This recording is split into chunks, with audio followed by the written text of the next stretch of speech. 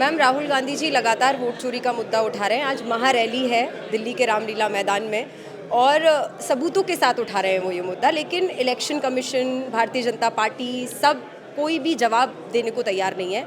लेकिन मैं ये जानना चाहती हूँ कि वोट का अधिकार इस देश को संविधान से मिला है। अगर वही छीन लिया जाएगा तो लोकतंत्र और संविधान के क्या मायने रह जाएंगे? लोकतंत्र बिना हमारे वोट के अधिकार के बेमायने है और यही हमारे जो फाउंडिंग फादर्स थे और हमारे संविधान के मुख्य रचयिता डॉक्टर भीमराव अंबेडकर और उस समय के जो बड़े बड़े हमारे नेता थे, उनको यही था कि हमारे देश में जो इतनी मुश्किल से कांग्रेस की अगुवाई में करोड़ों करोड़ों लोगों ने कुर्बानियाँ दी और हमें आज़ादी मिली, इस आज़ादी को हम कैसे संभाल कर रखें, आगे की पीढ़ियों के लिए कैसे रखें।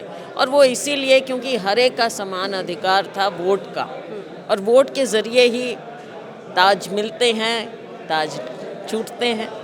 ताज का मेरा मतलब है लोकतंत्र में कोई ताज नहीं होते, सरकार बनती है, सरकारें, इसमें कोई ऐसी बात नहीं। कांग्रेस पार्टी ने सत्ता देखी भी, सत्ता छोड़ी भी, लेकिन हमेशा संविधान को हमने सर्वोपरि रखा। लेकिन आज के दिन चाहे भारतीय जनता पार्टी है, इनकी सरकार है, और दुख की बात यह है कि जिन संस्थाओं को सींच कर यहाँ तक लेकर आए हैं, उन संवैधानिक संस्थाओं को कमज़ोर किया जा रहा है। और सबसे बड़ी बात है इलेक्शन कमीशन की। इलेक्शन कमीशन अगर निष्पक्ष नज़र नहीं आएगा तो देश का, दुनिया का, जो हम बड़े गर्व से कहते हैं कि हम सबसे बड़ा लोकतंत्र हैं दुनिया का, तो अगर वो कमज़ोर हो जाएगा तो जो राहुल जी कह रहे हैं कि आज हमारे संवैधानिक संस्थाओं पर सवालिया निशान, हमारे इलेक्शन कमीशन पर सवालिया निशान, सरकार की बात तो हम करें ही क्या। इनका तो आपने देखा है, वोट चोरी हो रही है, दिन ब दिन वोट चोरी करते हैं। एक संदेश जो आप इस देश के लोगों को देना चाहेंगी कि अपने वोट की रक्षा करने के लिए किस तरीके से आगे बढ़ें, और एक संदेश जो आप भारतीय जनता पार्टी, मोदी, अमित शाह और इलेक्शन कमीशन को देना चाहेंगी? हम उनको तो ये कहेंगे कि सबसे पहले जिस संविधान की शपथ लेते हैं हम, उस संविधान का आदर करना सीखें, क्योंकि संविधान ही सबसे बड़ा ग्रंथ है हमारे आज़ाद देश का। ये तो भारतीय जनता पार्टी और उनके नेता इस बात को समझें, हमारी संवैधानिक संस्थाएं समझें, इलेक्शन कमीशन समझें। और देखो, लोग, आम लोग, हम सब आम लोग हैं और यहाँ तक इसीलिए पहुँचे हैं। आम जनता नीचे से यहाँ उठकर कोई भी पहुँच सकता है, और वो इसीलिए पहुँचता है क्योंकि लोकतंत्र हमारा मजबूत है। लोकतंत्र को मजबूत करने के लिए आम नागरिक को मजबूत होना पड़ेगा।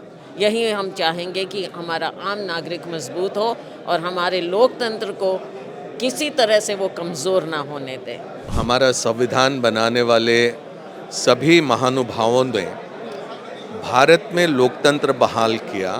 एक व्यक्ति एक वोट और एक वोट एक मूल्य, इस आधार पर हमारे लोकतंत्र की बुनियाद रखी।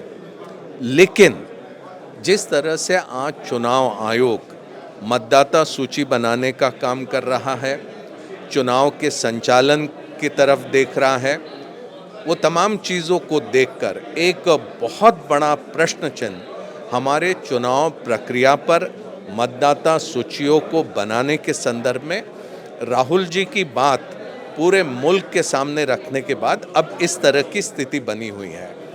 मैं समझता हूँ कि ये किसी एक राजनीतिक दल तक के ही विषय मर्यादित नहीं है, और यहाँ तक के भी मर्यादित नहीं है कि कौन सत्ता में आएगा, कौन सत्ता से बाहर रहेगा।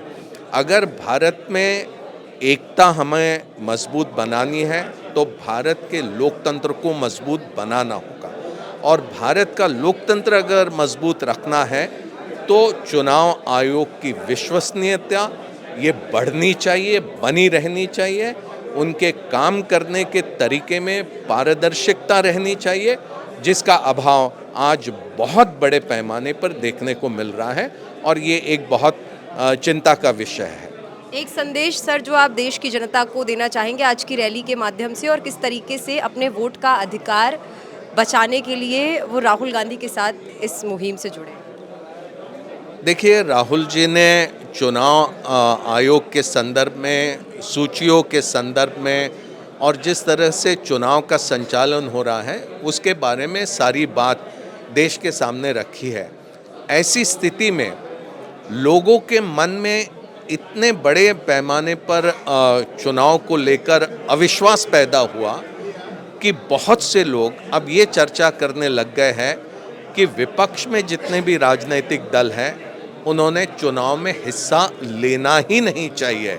जब इस तरह की बात लोगों के बीच चल रही है तो मैं समझता हूँ कि भारत सरकार, चुनाव आयोग दोनों को इस पर गौर करना होगा और जहाँ तक के आम लोगों की बात है उनको अपनी अपनी जगह पर खड़े होकर इसका विरोध करने की आवश्यकता रहेगी।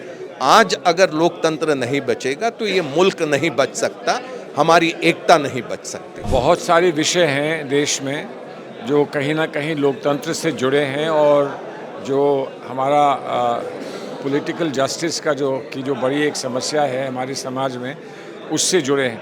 लेकिन ये सीधा सीधा जो हमारे लोकतंत्र का हृदय है वहाँ पर वोट चोरी जो है वहाँ पर जाकर जुड़ जाती है कि आप सीधा हृदय पर अटैक कर रहे हैं। और इस बात को लेकर राहुल गांधी जी ने इसकी अगुवाई की है और इसको लगातार वो लेकर चल रहे हैं, जिसमें उन्होंने ये कहा है कि ये बात तो स्पष्ट है कि जब तक चोरी रहेगी तब तक कुछ नहीं मालूम कि आपको चुनाव में क्या देखना पड़ेगा।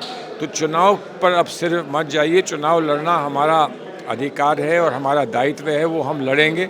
लेकिन चुनाव लड़ने की व्यवस्था जो है वो सुदृढ़ हो जाए, वो ठीक हो जाए, इसकी लड़ाई हमारी अलग से चल रही है और वो चलती रहेगी। उसी संदर्भ में आज इतनी बड़ी रैली है, क्योंकि जो बात पार्लियामेंट में कही गई वो बात हम जनता के सामने भी सबसे बड़ी अदालत में लोकतंत्र की पहुंचा दें, वो आज प्रयास है। और मुझे पूरी उम्मीद है कि इसके बाद एक नई ऊर्जा देखने को मिलेगी, पूरे देश भर में देखने को मिलेगी और उसके अच्छे परिणाम होंगे। तख्त बदल दो, ताज बदल दो, वोट चोरों का राज बदल दो।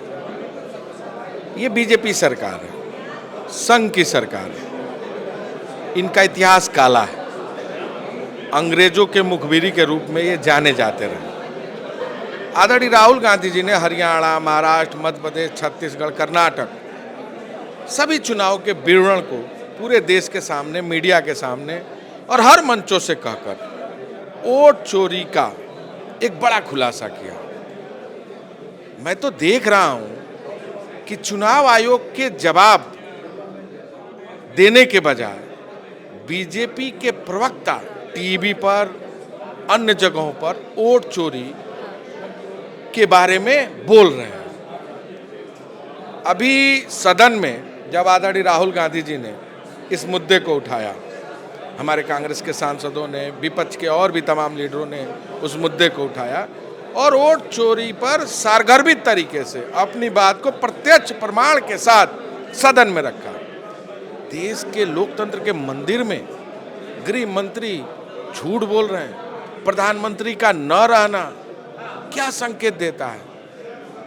अमित शाह जी ने जिस तरह अपने बेटे को आईसीसीआई का चेयरमैन चोरी करके बनाया, जिसको क्रिकेट का बल्ला पकड़ने का जानकारी नहीं, इस पूरे देश के लोकतंत्र को बीजेपी और आरएसएस दोनों मिलकर पूरी व्यवस्था को, पूरे सिस्टम को समाप्त करना चाहते हैं, उस पर आक्रमण लगातार कर रहे हैं।